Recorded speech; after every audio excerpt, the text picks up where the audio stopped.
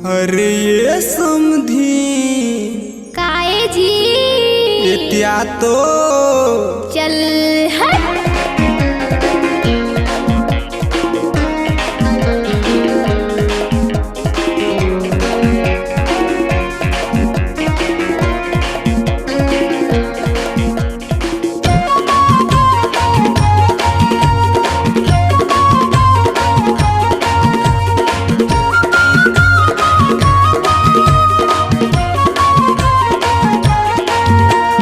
भौजी के बहनी जवान हो गे रे, ये जवान हो गे रे।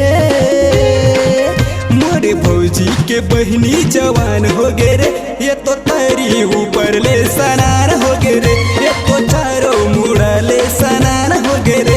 एला देख मोरो मन आन तान हो गे रे, आन तान हो गे रे। एला देख मोरो मन आन तान हो गे रे, ये तो तारी ऊपर ले सनान हो गे रे, ये तो चारों मुड़ा ले सनान हो गे रे।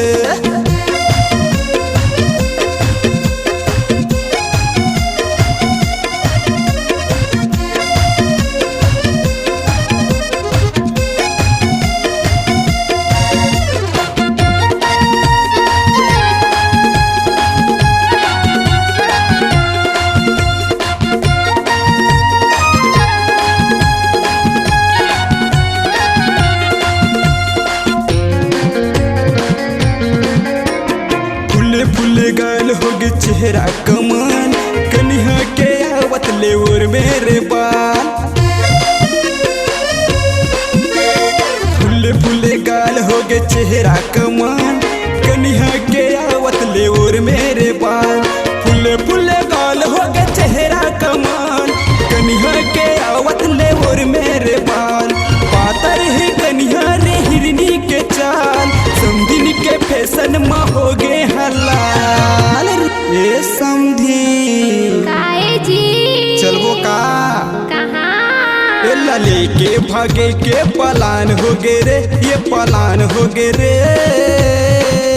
एला लेके भागे के पलान हो गे रे, ये तो तारी ऊपर ले सनान हो गे रे, ये तो चारों मुड़ा ले सनान हो गे रे।